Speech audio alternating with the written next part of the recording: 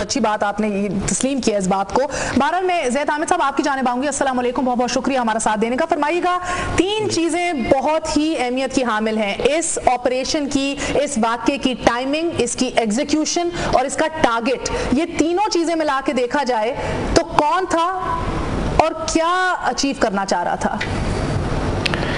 مہر, پہلے تو آپ ایک بات بالکل واضح کر لیجئے, پورا میڈیا, تمام ہمارے اینالسٹ اس جنگ کو, اس دہشت گردی کو, جس کو دہشت گردی کہا جا رہا ہے, پلیز کریکٹ دا ٹرم, یہ دہشت گردی نہیں ہے, دس از وار, دس از ناٹ ٹیررزم, دس از وار.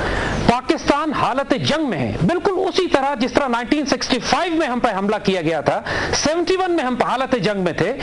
فرق صرف یہ ہے کہ 65 میں ہم نے ایک پوزیشنل وار اپنی سرحدوں پر لڑی تھی, اور اب یہ modern 4th generation decentralized urban war ہے جو ہمارے شہروں میں لڑی جا رہی ہے, جس طرح عراق میں, صومالیہ میں, افغانستان میں اور اب لیبیا میں لڑی جا رہی ہے. لہٰذا جب آپ اس کو دہشت گردی کہتے ہیں تو آپ اس کو لا اینڈ آرڈر کا ایک ایشو سمجھتے ہیں.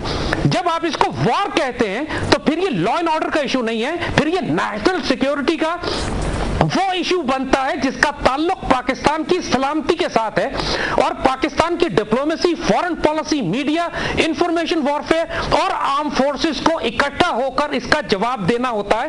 اور ایک فنڈامنٹل سوال آپ کرتے ہیں کہ دشمن نے ہم پر حملہ کیوں کیا ہے, اس کے اہداف کیا ہیں, وہ کیا حاصل کرنا چاہتا ہے. اور یہ جو 4th جنریشن وار اس وقت پورے پاکستان میں لڑی جا رہی ہے, میں پھر آپ سے ریکویسٹ کروں گا, مسئلہ PNS مہران کا نہیں ہے, مسئلہ GHQ پہ حملے کا نہیں ہے, مسئلہ ایبٹباد آپریشن کا نہیں ہے. ان کو آئسولیٹڈ کیسز میں مت دیکھیے. 9/11 کے بعد پورے مڈل ایسٹ کو ری شیپ کرنے کے لیے ایک نئی جنگ شروع کی گئی ہے, جس طرح پورے مشرق وسطیٰ میں مسلمان ملکوں کے نقشے تبدیل کیے جا رہے ہیں. پرویز مشرف صاحب پہلے موجود تھے. پرویز مشرف صاحب نے وہ کردار ادا کیا ہے جو Americans, neocons, evangelical Christian Zionist خواب میں نہیں سوچ سکتے تھے کہ کوئی پاکستانی صدر پاکستان ان کو پلیٹ میں رکھ کے پیش کر دے گا. اس وقت انہوں نے اپنے دور اقتدار سے جب ان کو ہٹایا گیا ہے, امریکنز نے ہٹایا ہے, اسی طرح جس طرح صدام کو ہٹایا تھا, جس طرح حسنی مبارک کو ہٹایا ہے, تو اس وقت پاکستان پر ان کے ذریعے کے ذریعے وہ حکومت مسلط کرائی گئی.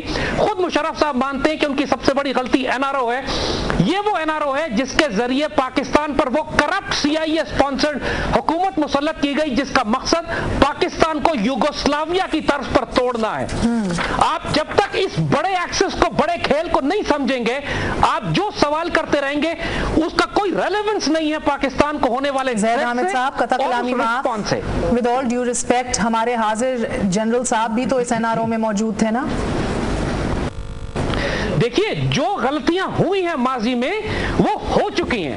اب اس وقت بات یہ ہے کہ ISI اور آرمی ہی سٹینڈ لے رہے ہیں امریکن کے خلاف. they made a mistake at that time, fine, لیکن right now they are the only institution جو resist بھی کر رہا ہے. اگر آرمی اور ISI کو بیچ میں سے نکال دیجئے تو پاکستان کو یوگوسلاویا بنے. 3 سال پہلے ہم یوگوسلاویا بن چکے ہوتے. ایک چھوٹا سا وقفہ لوں گی زید صاحب, آپ ہی سے آغاز کروں گی. the real point جو میں نے آپ سے پوچھا, the timing, the execution, the target, کیا پتہ لگتا ہے, یہ جانیں گے زید صاحب سے, اور یہ بھی جاننے کی کوشش کریں گے کہ کیا واقعی جو ہے ISI اور فوج نے ہی سٹینڈ لیا ہے یا کی جانب آتی ہوں. مجھے فرمائیے گا کہ ہدف کا بڑا کلیئر تعین تھا P3C اورین. میں آپ سے یہ جاننا چاہتی ہوں, کہا جا رہا ہے کہ یہ India specific surveillance aircraft تھا ہمارا.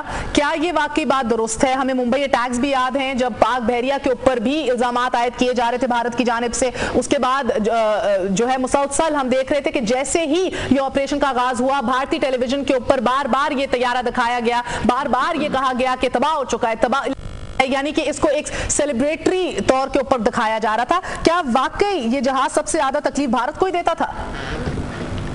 مہر, ہماری بات ذرا غور سے سنیے گا. یہ بات اس سے پہلے پاکستانی میڈیا پہ نہیں کی گئی ہے.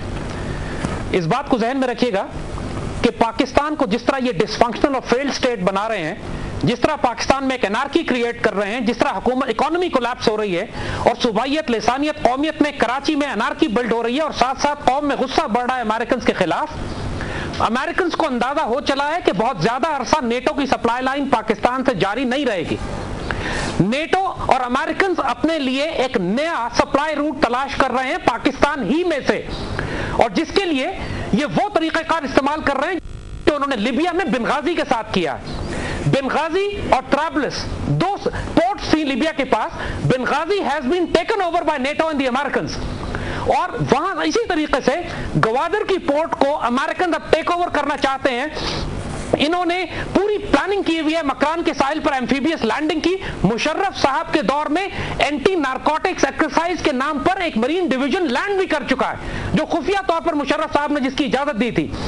अमेरिकन ये चाहते हैं कि गवादर कैप्चर करके अफगानिस्तान तक अपने डायरेक्ट निकाले। गवादर तो चाइना को दे दिया हमने। गवादर का दिफा सिर्फ गवादर का दिफा पाकिस्तान नेवी के पास है, इसलिए पाकिस्तान नेवी को इनकैपेसिटेट करना एक क्रिटिकल फंडामेंटल रिक्वायरमेंट है, जब मुसलसल सारे हमले नेवी पे हो रहे हैं इस वक्त कराची में।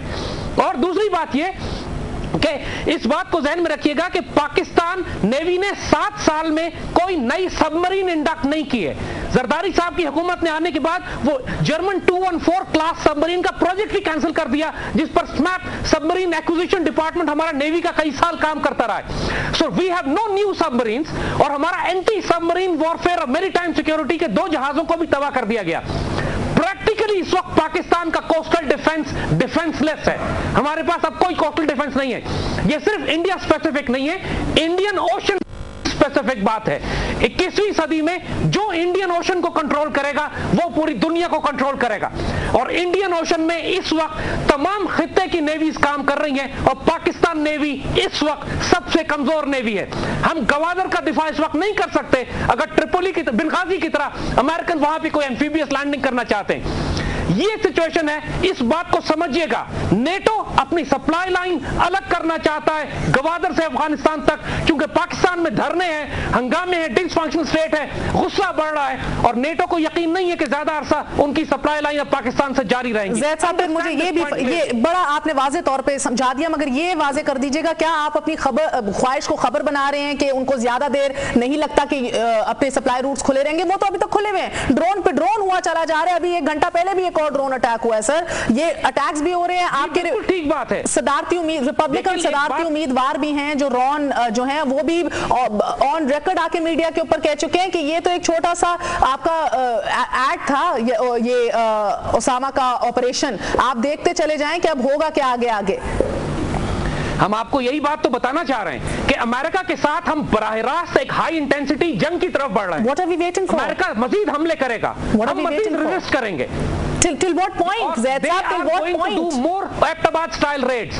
इस सूरत हाल में टेम्परेचर इतना राइज कर जाएगा पाकिस्तान में, एक तरफ इंडियंस हैं जो हमारी बॉर्डर के पास कोल्ड स्टार्ट डॉक्ट्रिन के तहत तैयार बैठे हैं कि अपने इंडिपेंडेंट बैटल ग्रुप्स को हमारे अंदर दाखिल करें। तहरीक तालिबान तैयार बैठे हैं हमारी सफों में कि इस तरह कराची जैसे हमले करें, और अमेरिकन और नेटो एयर कवर के तौर पर जिस तरह वो लीबिया के खिलाफ कर रहे हैं और एम्फीबियस लैंडिंग इस तरह की तैयारी कर रहे हैं। नहीं, आज अगर कोई अहमक हुकूमत और वक्त का बस तकाजा ये है, call spade spade, what's wrong is wrong, ये कह दीजिए बस। मगर ज़ैद अहमद साहब, आपकी जानिब आती हूं, मुझे फरमा दीजिएगा, ब्रेक पे जाने से पहले मैंने ये कहा था कि क्या इस तरह की कार्रवाई में जो ट्रेनिंग दरकार होती है, जो हमने देखी कि एंटर हुए, $75 मिलियन का नुकसान किया, फरार भी हो गए, हमें लगता यूं कि एसएसजी का कमांडो जो है उसके ऊपर शायद हमारी उस लेवल की ट्रेनिंग होती है, कितना वक्त दरकार होता है? देखिए मेयर, ये बात अच्छी तरह क्लियर कर लीजिए, इस बार इस बात को उठाया जा रहा है कि शायद पाकिस्तान की मुसल्लह अफवाज के लोग शामिल हैं इस फसाद को बर्पा करने में। This is rubbish. इस वक्त इंडिया के तमाम तर एसेट्स अफगानिस्तान से तरबियत देकर दहशतगर्दों को पाकिस्तान की तरफ भेज रहे हैं। पाकिस्तान की रेगुलर मुसल्लह आर्मी को सवात में ट्राइबल एरियाज में बाकायदा हाई इंटेंसिटी जंग करनी पड़ रही है। हमारे स्पेशल एसएसजीज को इनके खिलाफ जंग करनी पड़ रही है। हमारे मुखालिफ तरबियत याफ्ता गुरीले हैं, हमारे मुखालिफ तरबियत याफ्ता एनिमी कॉम्पिटेंट्स हैं। हम इनके लिए दहशतगर्द का लफ्ज नहीं इस्तेमाल करेंगे, ये इलीगल एनिमी कॉम्पिटेंट्स हैं। इसके सवाल का जो हल है वो हम आपको बताते हैं। देखिए, हम फेलियर इसलिए हमें हो रहा है, हम इनका मुकाबला नहीं कर पा रहे हैं कि फौज अपनी सरहदों के अंदर एक रिएक्टिव जंग लड़ रही है, अदलिया साथ नहीं दे रही।